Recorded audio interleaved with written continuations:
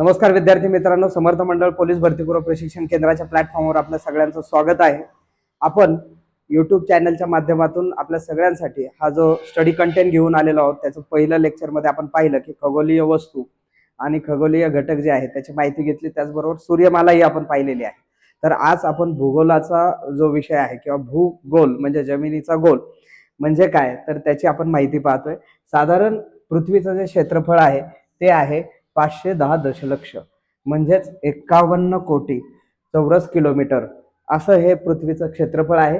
त्याच्यापैकी एकूण जलभाग आहे 36.1 कोटी दशलक्ष म्हणजे 36.1 कोटी चौरस किलोमीटर आणि साधारण तो 71% भाग जो आहे तो जलभाग आहे, जो 5 महासागरामध्ये विभक्त आहे। त्यानंतर इथे पहा, इथे भूभाग जो आहे 14.9 कोटी चौरस किलोमीटर हा भूभाग आहे, त्यातला म्हणजेच 29% एकूण भूभाग आहे।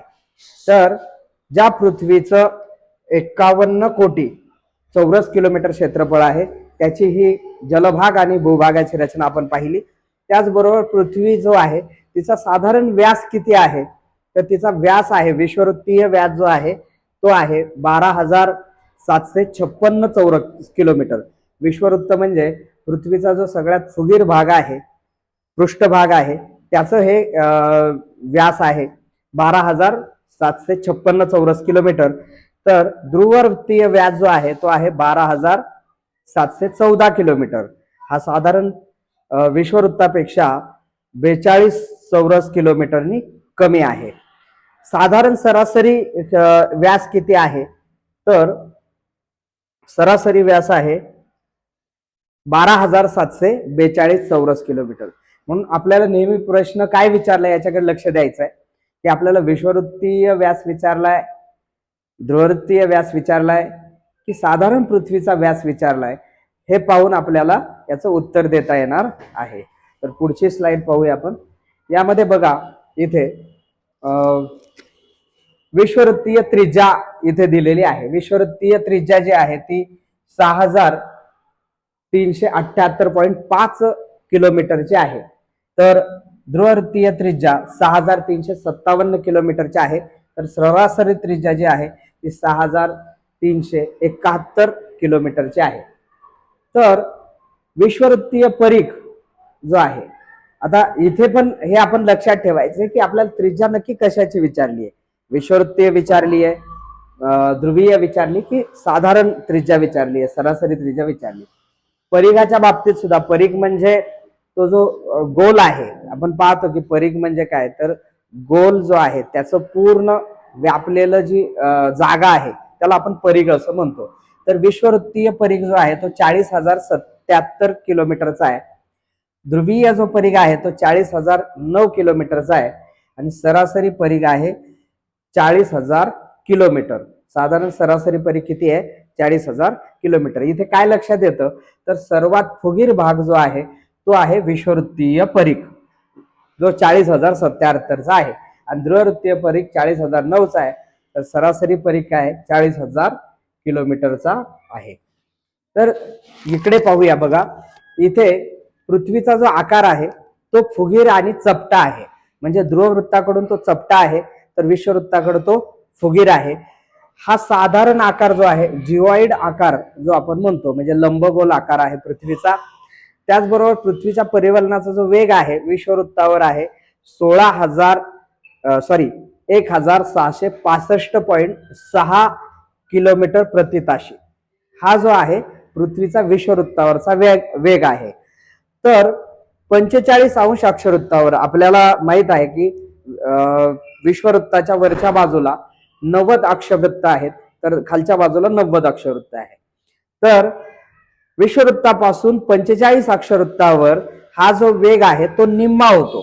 किती होतो, निम्मा होतो। तर 90 अक्षवृत्तावर जो वेग आहे तो 0 होतो, म्हणजे पृथ्वीच्या या टोकाला हा वेग 0 असणार आहे। साधारण इथे असणाऱ्या 45 अक्षवृत्तावर हा वेग निम्मा असणार आहे। इथे सुद्धा 45 अक्षवृत्त दक्षिण आणि हा उत्तर आहे। तर इथे जो ध्रुव आहे दक्षिण ध्रुव, तर हा जो भाग आहे इथे मात्र वेग जो आहे ध्रुववृत्तावर 0 असणार आहे।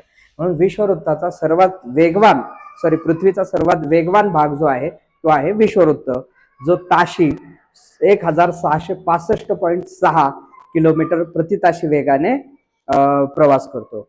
त्यानंतर इथे पाहूया, याच्यामध्ये पृथ्वीचं मोजमाप करण्यासाठी आपल्याकडे सगळ्यात महत्वाची रचना जी आहे ती आहे अक्षवृत्त आणि रेखावृत्त.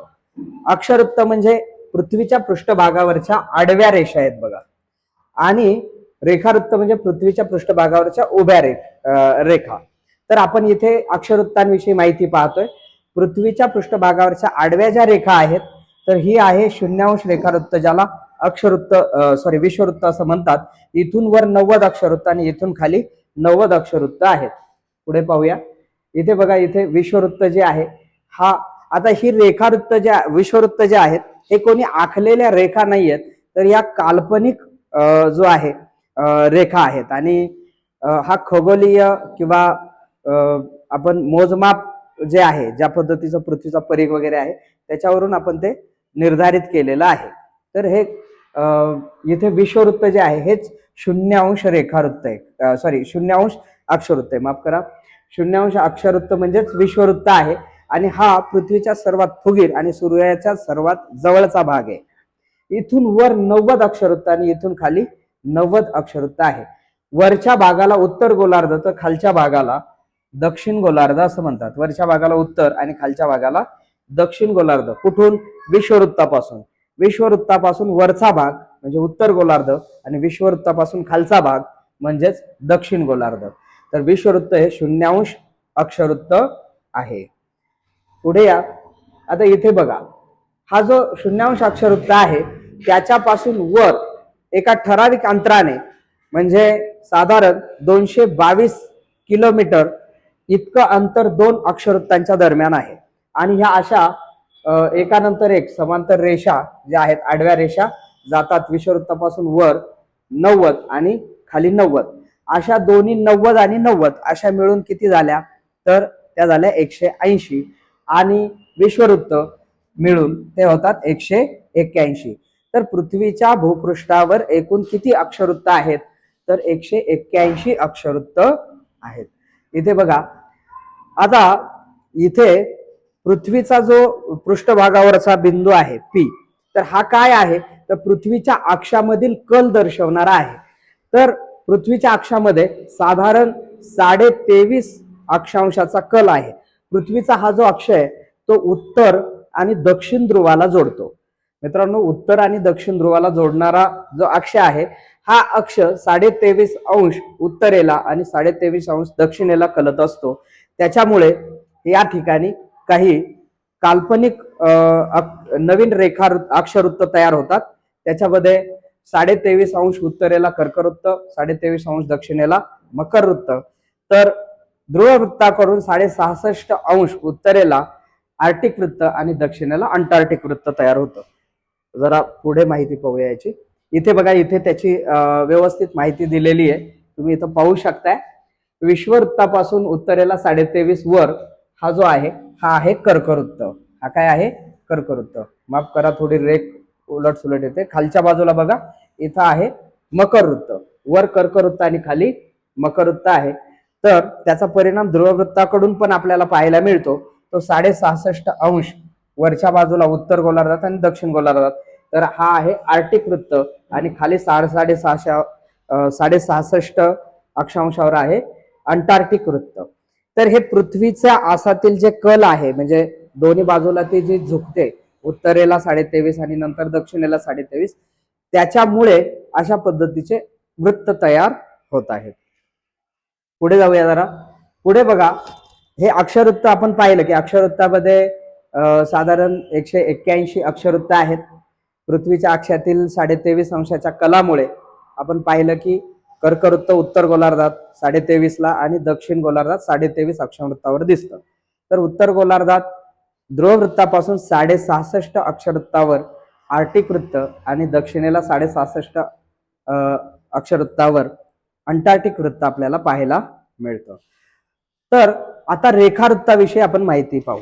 अक्षवृत्त जे आहेत हे जसे आडवे आहेत तसेच उभे जे आहेत अर्धगोलाकार हे आहेत रेखावृत्त. अक्षवृत्त पूर्ण गोलाकार आहेत भूपृष्ठाला, तर हे मात्र अर्धे आहेत, अर्धे गोल आहेत. तर इथे दक्षिण ध्रुव आणि उत्तर ध्रुव, उत्तर ध्रुव आणि दक्षिण ध्रुवाला जोडणारे जे सरळ रेषा आहेत त्यांना काय म्हणतात तर अक्षवृत्त असं रेखावृत्त असं म्हणतात. इथे बघा सर्व रेखावृत्ते अर्धवर्तुळाकार आहे. सर्व रेखावृत्त दोन्ही ध्रुवांना जाऊन मिळतात. आणि याच्यातलं जे आता याची गणती कुठून करायची, मोजणी कुठून सुरू करायचं, तर याची ग्रीनिच शहर जे आहे इंग्लंड हे जे देश आहे त्यातलं ग्रीनिच शहर जे ज्याला 0° रेखावृत्त मान्य केलं आणि तिथून आपण पूर्व 180 आणि पश्चिमेला 179 काउंट करतो. पूर्व आणि पश्चिम या दोन्ही मध्ये 180 रेखावृत्त जे आहे ते कॉमन आहे. ग्रीनिच पश्चिमेला 180 रेखावृत्त आणि पूर्वेला 180 रेखावृत्त म्हणजे 0° रेखावृत्तासह असे मिळून 360 रेखावृत्त आहेत. किती आहेत? 360 रेखावृत्त आहेत. तर इथे बघा ग्रीनिच जे आहे, ग्रीनिच पश्चिमेस 180 रेखावृत्त आहेत आणि म्हणजे ग्रीनिच पासून पश्चिमेला 180. तर इंग्लंड मधील ग्रीनिच शहरावरून जाणारे रेखावृत्त हे 0° रेखावृत्त मानलं जातं. ग्रीनिचच्या पूर्वेला सुद्धा 180 रेखावृत्त आहे. तर हे 180 रेखावृत्त कॉमन आहे. 0° रेखावृत्तापासून गणती करताना पूर्वेला आपण 180 म्हणतो आणि पश्चिमेला 179 म्हणतो. तर इथे पहा हे जे ग्रीनिच आहे इथपासून पूर्व आणि पश्चिम, पश्चिम आणि पूर्व अशी दोन्ही 360 रेखावृत्त आहेत जे इथं आपण पाहिली. त्यानंतर इथे पहा इथे बघा रेखावृत्त उत्तर ध्रुवापासून दक्षिण ध्रुवापर्यंत काटकोनात छेदणाऱ्या काल्पनिक अर्धवर्तुळाकार रेषांना रेखावृत्त असं म्हणतात. ठीक आहे.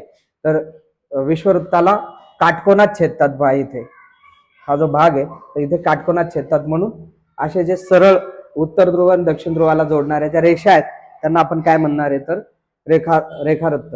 रेखांश म्हणजे काय तर दोन्हीही पृथ्वीच्या केंद्राजवळ दोन रेखावृत्तांच्या पातळ्यांमध्ये तयार होणाऱ्या कोनाला रेखांश असं म्हणतात. तर अशा पद्धतीने त्यांना आपण रेखावृत्तांना मध्ये दोघांच्या रेखावृत्तामधील अंतराला किंवा ते कल्पना जी आहे, संकल्पना जी आहे त्याला आपण रेखांश असं म्हणतो. तर ठीक आहे, पुढे पाहूया. इथे बघा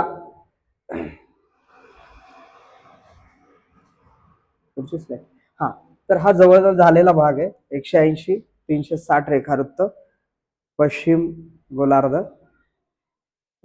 रिपीट झाली मला. हा, तर इथे पहा अक्षवृत्ते आणि रेखावृत्ते. आता इथे बघा यांच्यामध्ये काय फरक आहे तो आपल्याला या इमेज मध्ये पाहायला मिळतोय. गोलाकार व आडव्या असतात, गोलाकार व आडव्या असतात आणि ह्या पूर्ण पृथ्वीला गोल असतात. तर इथे बघा अर्धवर्तुळाकार आहेत, या पूर्ण वर्तुळाकार आहेत, तर या अर्धवर्तुळाकार आहेत आणि उभ्या असतात. ह्या आडव्या असतात, ह्या उभ्या असतात. इथे बघा परस्परांना समांतर आहेत, ह्या ज्या आहेत परस्परांना समांतर आहेत, ध्रुवावर जाऊन मिळतात. ह्या ज्या रेखावृत्त जे आहेत हे ध्रुवावर जाऊन मिळतात. तर अक्षवृत्त परस्परांना समान आहेत. लांबी ध्रुववृत्ताकडे कमी होत जाते. यांची जी लांबी आहे म्हणजे गोल परिघ जो आहे त्यांचा किंवा गोल जे पूर्ण वर्तुळ आहे त्याची लांबी ध्रुववृत्तावर कमी कमी कमी कमी ध्रुववृत्ताकडे जाताना होत जाते. सर्व रेखावृत्ते समान लांबीची आहेत. यांच्यामध्ये मात्र रेखावृत्ताची जी लांबी आहे ती कमी होत नाही, ती समान आहे. तर असे एकूण रेखावृत्त अक्षवृत्त जे आहेत ते 181 आहेत, तर रेखावृत्त 360 आहेत. 0° अक्षवृत्त म्हणजेच विश्ववृत्त आहे. तर 0° रेखावृत्त म्हणजे ग्रीनिच शहरातून जाणारं रेखावृत्त आहे. तर मित्रांनो आपल्याला नक्कीच ही माहिती आवडली असेल तर आपण ही माहिती लाईक, शेअर आणि कमेंट करा. आणि असे अभ्यासपूर्ण व्हिडिओ जर आपल्याला हवे असतील तर नक्की आपण आमचा उत्साह वाढावा यासाठी कमेंट करा. धन्यवाद.